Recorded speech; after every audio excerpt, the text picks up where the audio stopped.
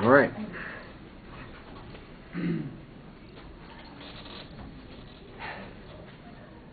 So you're at a party. Someone's like, hey, have a shot. Come on over. Have another drink. And you're just wondering, well, do I really need to have it or not? Or you see somebody else being persuaded and you're like, hey, come on over, just one more.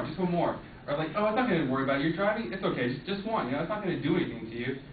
And you're sitting there, you're standing, maybe it's you in the situation, or maybe you're the one who's watching it. Can you effectively look at the situation and be like, well, I know that person is 21. Do you know if they're of age to be drinking at that party or not, if you don't know them? People argue that at the age of 18, youth should be allowed to buy alcohol as well, because not wait until 21. Since you can smoke, you can vote, join the military, and find 7 other reasons to endanger your life, why not alcohol in addition to it? I would like to say that keeping the drinking age at 21 is the right decision by the government after careful review of over 70 tests and studies to support their decision. I will be discussing the current laws, effects of alcohol, and studies that's done in correlation with drinking and driving, why we should keep the age limit at 21, and some of the possible changes to our current legislation and improvements that we can do in our own lives.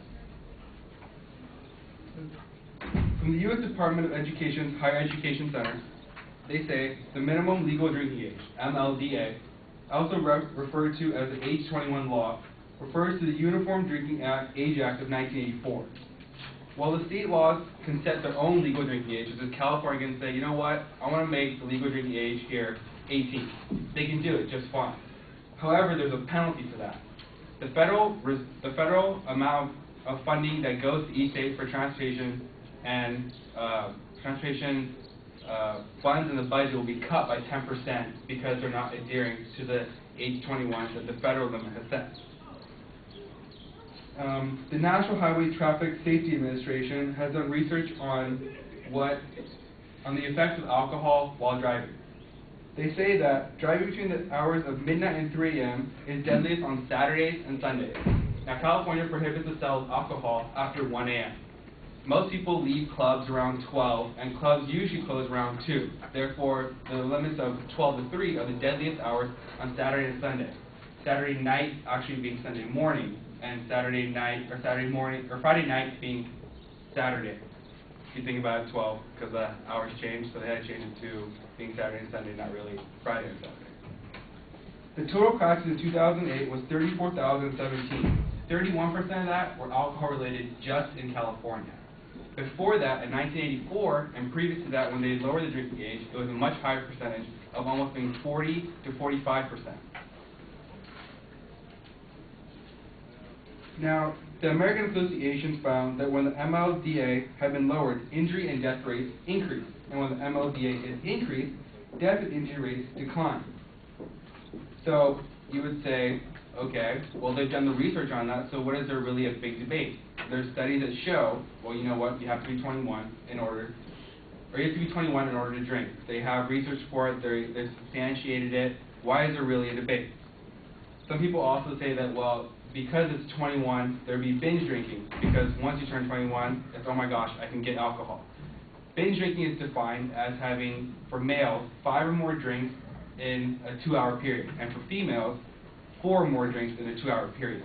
But those are just approximations because it depends on age, it depends on gender, it depends on race and ethnicity, it depends if you drank before, how high your tolerance is. Maybe your parents drink and pass on that tolerance to you. So it's just an approximation of 5 drinks in a 2-hour period. Now you can ask, what's one drink? A standard drink, as defined by the CDC, the Center for Disease Control, is stated as 12 ounces of beer, 8 ounces of malt liquor, 5 ounces of wine, or 1.5 ounces of a shot of 80 proof distilled liquor. Now, I had a friend who's like, well, you know what, I'm going to do a shot of Everclear. Everclear is 180 proof, or 95% by volume. As defined by the CDC, merely a capful would have been enough to constitute one drink. He did a full shot. Needless to say, he was gone after one. So he coined it one-hit wonder. Now you can argue, well, 21's here, but what about places like Europe? They have a lower drinking age of maybe, say, 14. Kids are allowed to drink at the dinner table. Their parents are okay with it. And people use Europe as a good example to compare it to the U.S. and how Americans do. There's a problem with that, though. There's difference to start with cultural acceptance. Our culture doesn't exactly accept to have drinking at a younger age. For example, we had prohibition in the 1920s, which reigned until 1933. It was led mostly by pietistic Protestants who said that we shouldn't be drinking because it's against the views of the Bible. Now, FDR had to repeal that with the Volstead Act, which became the Amendment 21, which repealed the 18th Amendment of Prohibition. But Europe never had any such thing of prohibiting alcohol. They never had anything against it, whereas America did. In addition, you have to be old to get a driver's license in Europe. Over here, you can start driving at the age of 15 with your permit, and then get your license probably by 16. Over there in Europe, it's the age of 18, and most of the time, people don't have a car and use public transportation as it is, so there's no real need to have a driver's license or even a car. The second thing is, why keep it at 21? Well, the rainfall effect. Now, if you're 21 and you go to a college party, most of the time incoming freshmen are under the ages of 17, 18, just coming out of high school. So you could say that the availability of alcohol is up from 17 and up, even with the legal age is 21. Now, if you drop that down to 18, well, 18, that means high school seniors. And if you're talking about high school, well, all of a sudden you have 12 and 13-year-olds who are freshmen coming into high school who now can drink as well. They also say the American Medical Association says the brain doesn't fully develop until you're age 20. So if a 12-year-old is coming in able to drink, well, I think it's going to have a lot bigger effect on a 12-year-old than it does, say, a 21-year-old. Dropping the limit on alcohol also affects the rest of us who are of age in terms of car insurance premiums. They say that since the first age bracket comes from 16 to 25 as the highest risk bracket of all brackets listed by insurance providers. It also has the highest number of DUI charges and youth tarnishing their futures for just a few hours of fine. DUI charges range from a small amount and go all the way up to about $20,000 in terms of legal fees, paying for court fees, jail time. In addition to when you apply anywhere, it's always going to be there. They always ask the question on the application, have you ever been convicted of a DUI?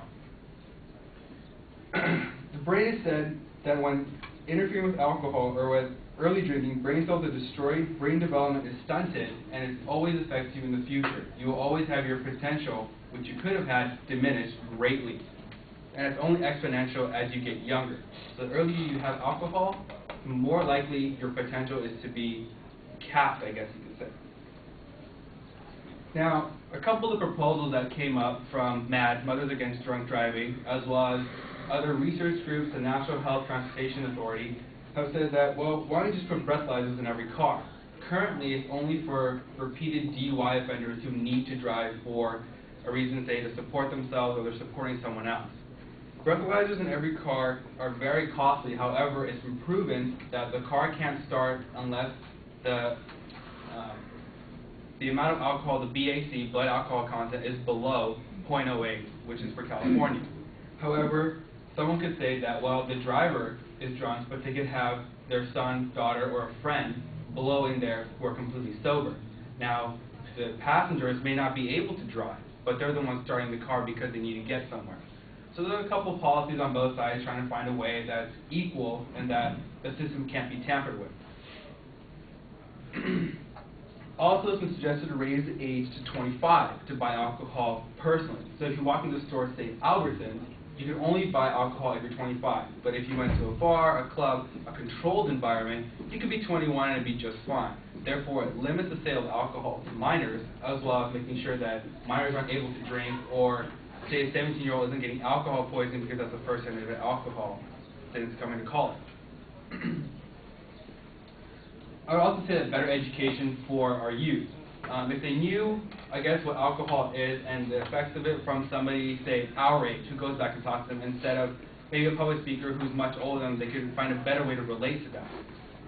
Possible changes are, when they go to the high school, is having programs that deal with specifically alcohol, its problems, DUIs, police officers coming in and explaining, well, this is what a DUI is, and this is how it can affect